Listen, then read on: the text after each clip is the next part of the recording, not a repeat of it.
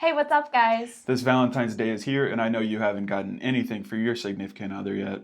So instead of worrying about how much money you're going to spend on your new beau, write them a sonnet instead. You can make them think that you spent hours of work professing your feelings, but it'll only take you a few minutes. So, what the heck is a sonnet?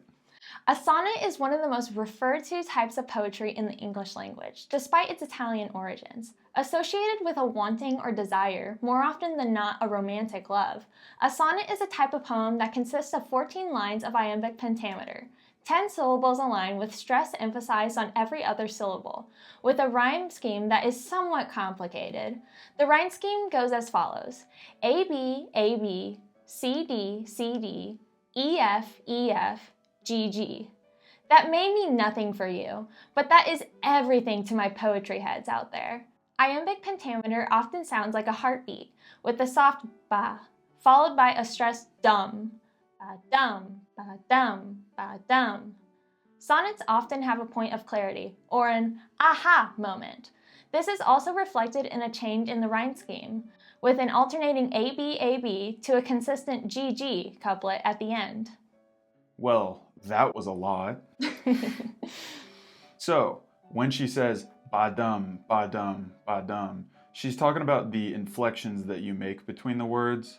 For example, using the first line of Sonnet 18, it would sound like, "Shall I compare thee to a summer's day?" Yeah, that's exactly right. Do you want to read the rest of the poem? Not in iambic pentameter, though, please. I'm starting to get a headache. All right, so here's Sonnet 18. Shall I compare thee to a summer's day? Thou art more lovely and more temperate. Rough winds do shake the darling buds of May, and summer's lease hath all too short a date. Sometime too hot the eye of heaven shines, and often is his gold complexion dimmed, and every fair from fair sometime declines, by chance or nature's changing course untrimmed. But thy eternal summer shall not fade, nor lose possession of that fair thou owest, nor shall death brag thou wanderest in his shade. When in eternal lines to time thou growest, so long as men can breathe or eyes can see, so long lives this, and this gives life to thee. Oh, that is so romantic. I love that last part. Oh yeah? Well, it was painful for me. Probably because you didn't understand it. Yeah. So, what did it mean? So, Shakespeare has a beloved, often believed to be a young man, who is very beautiful. Shakespeare attempts to compare him to a lovely summer's day, but quickly retracts the simile, as his beloved is even more beautiful, less temperamental, and eternal.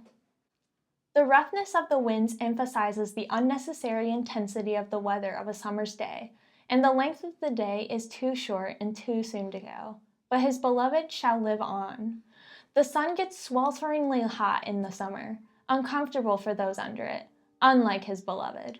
The sun is often overshadowed by clouds, but this young man's beauty is never obscured. Shakespeare states everything beautiful eventually ages and dies, but his beloved's beauty will never go away, even with age. Death will never entrap this young man, as his beauty is eternal, and this poem continuously keeps his beloved alive by being read over and over again. All right, wow, that's actually kind of pretty whenever you put it that way. Now that we covered, Shakespeare's most famous sonnet? I believe so. Yeah, let's talk about how to actually write one. Oh, so you want to write a sonnet? I'll probably leave that to you, but at least try to explain it. Oh, okay. All right, so whenever we're writing a Shakespearean sonnet, we have 3 rules to follow. Remember, it has to be 14 total lines. A, B, C, D, E, F, G, G. It has to be an iambic pentameter, and finally, there has to be an aha moment at the end, a clarity or a kind of resolution. Well, now that we understand what a Shakespearean sonnet is, tell me about some of the other kinds. There are 3 main types of sonnets: Shakespearean, Petrarchan, and Spenserian. We've already gone over what makes a Shakespearean sonnet like Shakespeare. A Petrarchan sonnet contains iambic pentameter. is divided into two parts of an octave and a sestet, which is kind of like a question and then an answer. And the rhyme scheme is A-B-B-A, A-B-B-A, C-D, C-D, C-D. A Spenserian sonnet is very similar to Shakespeare sonnets, but it carries the last rhyme over to the next stanza. So the rhyme scheme is A-B, A-B, B-C, B-C, C-D, C-D, E-E, ending in a couplet, just like the Shakespearean sonnet. There are also lesser-known sonnet types, such as the terza rima sonnet and the curdle sonnet. Wow, there's a lot more than I thought. So why do we only hear about Shakespeare? Is his better? Well, that's kind of complicated.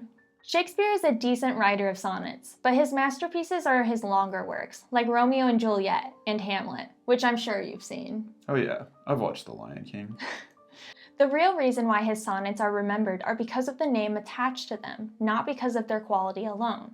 Shakespeare's writing is more personal than some, so we can speculate at their biographical significance, unlike the purely fictional aspects of other writers. While they are beautiful, they are not as descriptive or image-invoking as other poets.